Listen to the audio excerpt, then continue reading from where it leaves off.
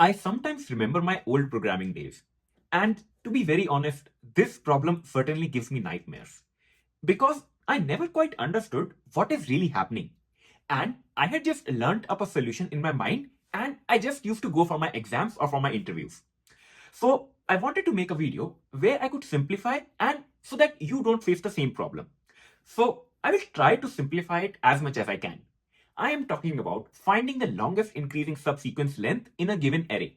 And of course, we will see a way by which you can actually find out that longest increasing subsequence. So let's see what we can do about it.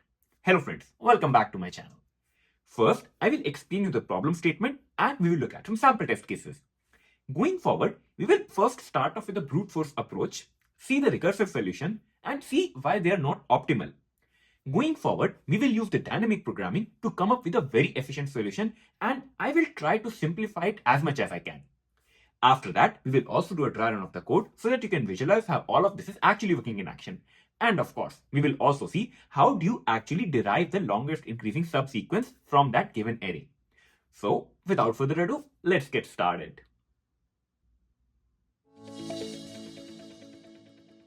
First of all, let's try to make sure that we are understanding the problem statement correctly. In the first glance, this problem seems pretty straightforward. You are given an integer array and you just have to tell me the length of the longest increasing subsequence. So what does that actually mean? If you look at our first test case, then what is a subsequence? A subsequence simply means that you are picking up elements from the array and they need not be contiguous.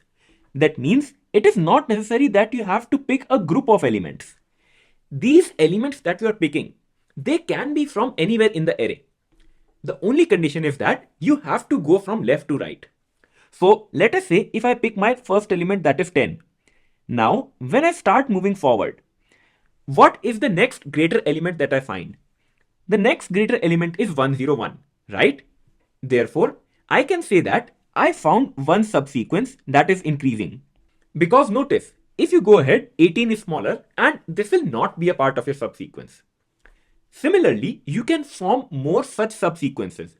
This time, let us say I'm starting with the element 2. The next element I can get a 5, then I can get a 7, and then I can get 101, right? Once again, the elements are going from left to right and you can pick up or drop any elements in between. For this particular test case, you can see that there can be so many different subsequences, right? What happens if you start from 3? Then you can get 3, 7 and then 101. That is one possibility. Or you can also get 3, 7 and then 18. So there are so many different possibilities of all the subsequences that you can form. You have to tell me what is the length of the longest subsequence that you can find. For this particular test case, this subsequence is in fact the answer. And what is its length? Its length is 4. So for the first test case, you just need to return 4 as your answer. Correct? Now let us look at our second test case. In my second test case, you can see that, okay, I have 2 zeros over here. Now it is necessary that if you are picking this 0 to be your starting number of the subsequence, then you can only go ahead. Now, when you're going ahead, you can get 0, then you can get a 3, and then you stop. You don't have any other greater number ahead, right? Or what you can do is you can start with 0, then a 2, and then a 3. So this time you got a subsequence of the length 3, correct? The tricky and the interesting part about this problem is you have to explore all the possibilities. And if you will try to explore them, eventually you will find that you get the longest increasing subsequence when you start from this 0 indeed. So then what you will do is you get a 0, then a 1, then a 2 and then a 3. So what length did you get? You got a length of 4, right? And in fact, for this particular test case, this is your longest increasing subsequence. So once again, you are gonna return 4 as your answer. This is how this problem can get a little tricky. Once again, if you look at your third test case, all the elements are same. In the problem, it is mentioned that the numbers should be strictly increasing. So if you pick any of the 7 over here, you can only pick one number because you cannot find a number higher than 7 or you cannot find a number lower than 7. So no matter whichever element you choose, you will only get a maximum length of 1, correct? So for these type of test cases, 1 will be your answer because that is the longest length that you can find. As I said before, this problem is a little tricky to understand. So if you feel that now you have understood the problem statement even better, feel free to first try it out on your own. Otherwise, let us dive into the solution and think about the most naive approach that we can come up with. To start finding a solution, let us take up a more generic array. This time I have 0, negative integers and positive integers in my mix, right? And once again, the problem is the same. You have to find out the longest increasing subsequence. The most naive way and the brute force approach will be that you find out all the different possible subsequences. That means, first of all, you will start with 3, then try to find out all of these subsequences with the condition that, okay, they should be increasing. Next, you will start with 4, then again find out all the conditions. Next with -1, then 0, then 6, and then you will look at each and every possible combination. Certainly, if you have a lot of time and a lot of memory, that will give you the answer. But as soon as the length goes above 4 numbers, it will start up taking a lot of time and the problem will no longer be optimal. You will start running into time limit errors. So how do you solve for it? Well, if you start to think mathematically, how can you approach this problem? If you look at each of these numbers, what do? At every index, you are taking a decision whether you want to pick up this number or you want to leave it out. So what I am saying is, right now I have an empty set, correct? I haven't picked up any number. What I will do is, I will start with the first number 3, right? And then either you pick it or you don't pick it. If I picked up this number 3, then in my set, I have this number 3 over here, correct? And if I did not pick it, my set is still empty. What do you have to do next? This time you have to take a decision on the number 4. Once again, you will have two choices. Either you pick up 4 or you leave 4. What do you get over here now? Let us look up all of these 4 positions one by one. So in my first position, if I pick up 4, I already had a 3. So in my set, now I have 3, 4, right? If I did not pick up a 4, then right now my set still has just a 3. Moving ahead, what happens over here? If I pick up a 4, my set has the element 4. If I do not pick up a 4, my set is still empty. Correct? Let us go one more step ahead now. You are done with 3 and 4 and now the decision is on -1, correct? Once again, you will have two choices. When you now explore all of these, what happens over here? My initial set was 3, 4. This is an increasing set. Can you pick up a -1 over here? No, right? Because then your sequence will not be an increasing one. So that is where you stop. You don't want to proceed ahead in this direction. But what happens if you don't choose it? Then you are still left with the set 3, 4. Correct? So what is happening over here? All of these sets that we are finding, these are the possible subsequences. And if you see, I ignored this set over here because if I add a -1, it will not be an increasing subsequence. So that is where you have to stop. And if you notice, this is a recursive property. At every instance, you have to make a choice and then again determine that, hey, what happens if I choose it or what happens if I don't choose it? So for every position, you have two choices, correct? Either to take it or not take it. And there are n characters. So the time complexity of this recursive solution will come out to be order of 2 to the power n. So certainly it is better than the brute force approach, but this, as you can see, is a recursive solution. You will be computing duplicate scenarios, and that is not efficient. Certainly, we need to improve upon this, and that is where dynamic programming comes in. To come up with an optimal solution, what we will do is, we will take the help of an additional array. So right now, I have this additional array with me, and somehow we will use it for memoization. Memoization simply means that I will use this array to store some of my results that I can refer when I am moving ahead.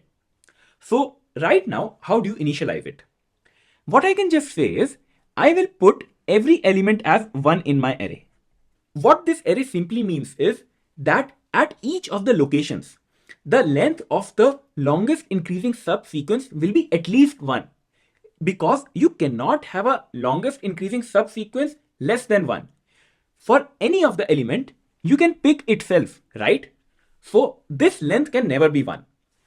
So this array is telling me that if I have a longest increasing subsequence that ends at this position, then its minimum length will be 1. If I am at this position, once again, its minimum length will be 1. So that is how the initialization takes place. To move ahead now, I will now take up 2 pointers I and j. Compare the elements at I and the element at j.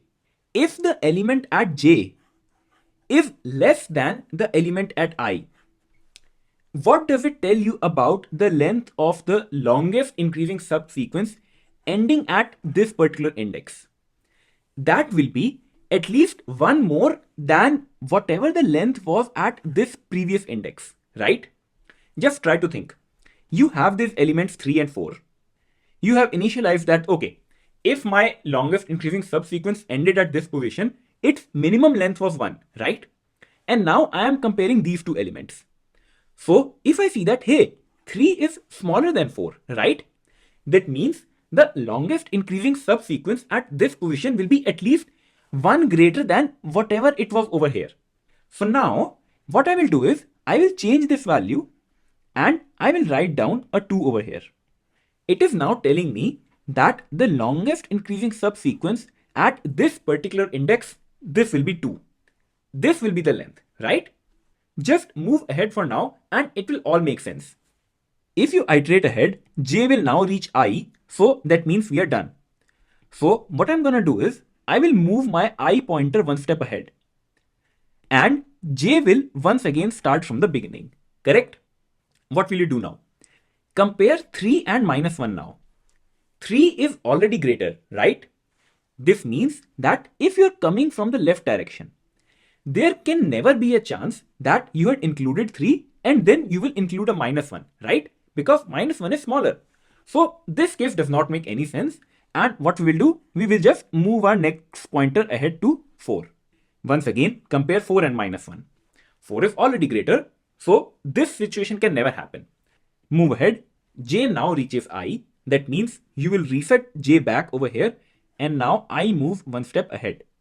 Apply the same concept now. Compare 3 and 0. 3 is greater than 0. So this condition will never happen. Move ahead. Compare 4 and 0. 4 is also greater than 0. So you don't need to worry about it. Let us move ahead. Compare minus 1 and 0. 0 is greater than minus 1, right? So what does that tell you? It is telling me that the longest increasing subsequence at position I, it will be at least 1 greater than whatever the length of longest increasing subsequence was at position j. At position j, if my longest subsequence was ending, right? So I had this as the only element. And now, can I include a 0? Yes, because it is greater. So it is at least 1 greater. So once again, I will increment this value and this becomes a 2. In your next iteration, what will happen? J now reaches I, so you have to reset and j will start from the first position again. Move I to the next pointer. This is where things get really interesting and you will understand everything. Compare the values at I and j. 3 is smaller than 6, right? So that tells me that the longest increasing subsequence ending at this position, it will be at least 1 greater than the LIS ending at this particular position, right? This value is 1. So it will be at least 1 greater. So 1 plus 1 and this value becomes 2. So I know for a fact that at least the length will be 2. It can be more than 2, right? We are still yet to explore it. But I'm saying that it is at least 2, right? Now move ahead. J moves 1 step ahead, correct? And now you compare 4 and 6. 4 is less than 6. So what is it telling you? It tells me that the longest increasing subsequence ending at this particular position 6, it will be at least 1 greater than the longest increasing subsequence ending at this particular position. So 2 plus 1, that is 3. So now I know that the longest increasing subsequence ending at this position, it will be at least 3. We don't know yet what is the maximum. Now move ahead. J moves one step ahead. Once again, -1 is less than 6. So it is telling me that the LIS ending at this particular position, it will be at least 1 greater than whatever was over here. This is a 1. 1 plus 1 will be 2. And 2 is less than 3, right? We are interested in the longest increasing subsequence. So once again, we don't have to do anything about it. Move one step ahead now. Compare 0 and 6. 0 is less than 6. So once again, you will check this particular value and try to add a 1. That gives you 3. You already have a 3 over here, so no need to update. J now reaches I. So once again, you have to reset and I will move one step ahead. If you notice what is happening over here, we are doing memoization. We are storing all of our results as we are moving ahead and then reusing them to compute our new results, right? Whatever is ahead of us. So that is a property of a problem that has dynamic programming. For example, let us say my problem stops over here. Let us say I only had this particular array. Now, if I ask you, okay, what is the length of the longest increasing subsequence? You found out this 3 over here, right? So the length will be 3. And that's it. You have solved the problem. The beauty of dynamic programming is now if I am extending my problem, then I am able to reuse these results. And you will see how I am going to use these computed results to evaluate these 2 remaining answers as well. Now, let us quickly do it. So, my I is pointing at 2. Compare 3 and 2. 3 is greater, so you don't have to do anything. 4 is also greater than 2, so you don't have to do anything. -1 is less than 2. So, you will look at this particular index and try to add a 1 to it. This will become 2, so I will update this value. Move one step ahead. 0 is less than 2. So you will check your memoized result, that is a 2. And what does it mean? It means that you can add a 1 and that will be the value. So 2 plus 1 gives you 3. So far so good. And now move your pointer J. Compare the value 6 and 2. 6 is greater, so you don't have to do anything. In the next iteration, J will reach I. That means you will once again reset. Let us do the last iteration now. I move one step ahead. 3 and 3 are same. So you don't have to do anything because you have to find a increasing subsequence. You will only do those operations if the value at J is smaller. Now move ahead. J now points at 4. 4 is greater than 3, so you don't do anything. Move ahead. -1 is less than 3. Check the index. The value is 1. So we will try to add a 1. In the next iteration, I go to 0. 0 is less than 3. So I will check my memoized result. My LIS length was 2 up till here. So for this, I can at least add 1 more. So 2 plus 1, that will be 3. Move ahead now. 6 is greater than 3, so don't do anything. Move ahead one step more.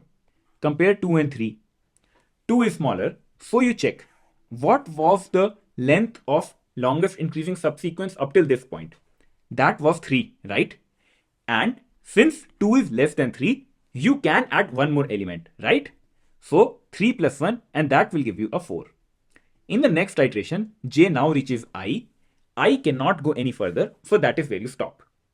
And to find out the length of your longest increasing subsequence, just analyze this array once again. Find the maximum value and that will be the length of your longest increasing subsequence. On the left side of your screen, you have the actual code to implement this solution. And on the right, once again, I have a sample array that is passed in as an input parameter to the function length of LIS.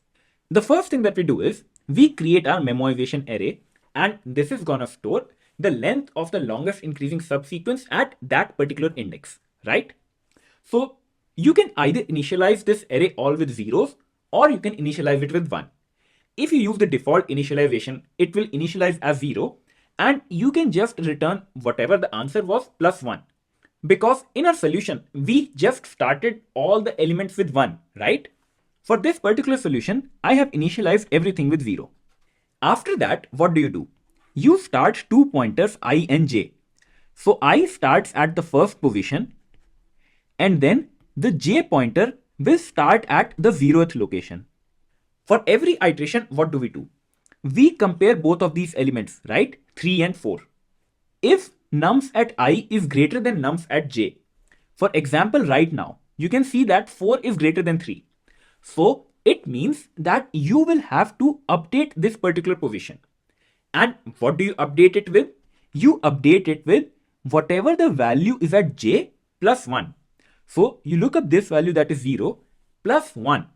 So this value will become 1. The iteration will now be complete. This loop will run again, and this time I will now point at the next index. Once again, j will start all the way from 0 and it will go all the way up till I. You will once again compare these elements and you are gonna update all of these values accordingly. The same way that we just did in our explanation, correct? Once you're done with entire loop, this array will be populated, and the highest value, that will store the length of the longest increasing subsequence. To ultimately return the answer, what will you do? Just do a quick scan of the entire array and find it. After that, just add a 1 and then you can return it. So this will give you just the length of the longest increasing subsequence. And the time complexity of this solution will be order of n squared, because you will do multiple iterations to memorize and find your answer. The space complexity of this solution is order of n, because you need that extra space for your memorized results. The next obvious doubt that you will have in your mind is, okay, I have found out the length, but how do I find out what was the actual longest increasing subsequence, correct? For that, we will take a help of one more array. How can we do that? If you remember, our setup looked something like this, correct? This time, I am adding one more additional array, and this is gonna store the path. To start off things, you compared 3 and 4, right? 3 is smaller than 4, so what do? You look up the index at your first pointer and then do a plus 1. As soon as you do a plus 1, if you have to update this value, I updated this value, right? So in your other array, just store which index did you update it with. For this particular case, you had updated it with your 0th index, right? When your first pointer was at 0th location. So I will just write down 0 over here. Now what will happen? This will go over here, so it resets and it starts from the beginning, and my other pointer will go next step ahead. You will compare 3 and minus 1, nothing will happen because 3 is greater. You compare 4 and minus 1, nothing will happen because 4 is greater. You have done 2 iterations and then first pointer will reset again. What do you do now? You compare 3 and 0, nothing to do. You compare 4 and 0, nothing to do. You compare minus 1 and 0. Minus 1 is smaller than 0, correct? That means you will look at the length at the first pointer plus 1. So you update this value. And since you did an update, you need to fill out your second array. What value did you update it with? You updated it with this particular index, not the value, this index. And what is this index? This index is 2. So I will write down 2 over here. Correct? Let us do one more iteration and things will be really clear. This moves ahead and now you will reset. Your second pointer moves one step ahead now. And once again, you will do the same game. Compare 3 and 6. 3 is smaller, correct? So the length over here is 1. So what will be the length over here? This plus 1. You are updating this value. So this becomes a 2. And what did you update it with? You updated with this particular index. And that was a 0. So I will write down a 0 over here. Move ahead. 4 is less than 6, correct? So you need to add 1 to this particular value. 2 plus 1, that is 3. So once again, this value will get updated. Since there is an update, you will need to update your bottom array as well. What value did you update it with? That was 1. So I will write down a 1 over here. Move ahead now. Minus 1 is also less than 6. So you look at this value, try to add a 1. It becomes 2. 2 is already less than 3. So you don't need to update and nothing needs to change over here.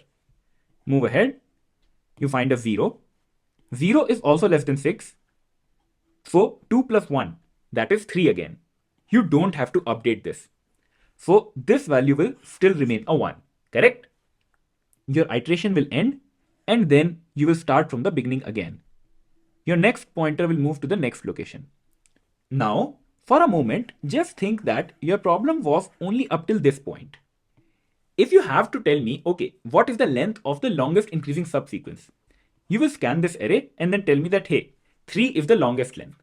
And yeah, that is correct. If you have to find out, okay, what are those elements? Now this array comes in really handy. Start with this longest length. That is a 3, correct? So I will write down 6 over here. Now look at this index. That is 1.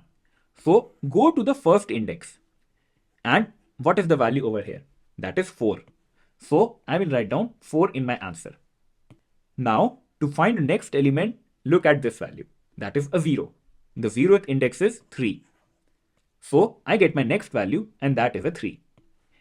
If you check now, there is no other value to look for. If I ask you, okay, what is the longest increasing subsequence? This is your answer. Based upon this idea, just try to evaluate for these remaining elements. You will write down these both values and then you will be able to backtrack and then find out that yes, this was my longest increasing subsequence. I hope I was able to ease some of the difficulties that you might have had around this problem.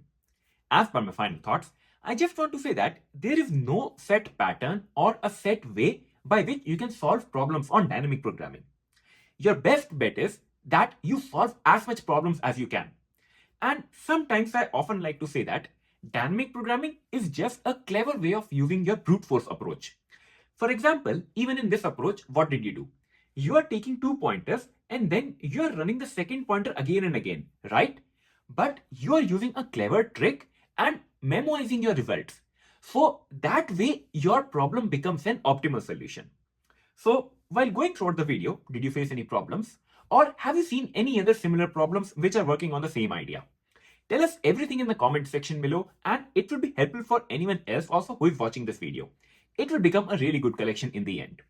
As a reminder, if you found this video helpful, please do consider subscribing to my channel and share this video with your friends. This motivates me to make more and more such videos where I can simplify programming for you.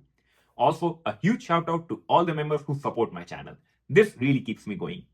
And I want to wish you all a very, very happy Diwali. And I wish that your new year is very prosperous and you gain all the success in your life. Good luck, everyone. See ya.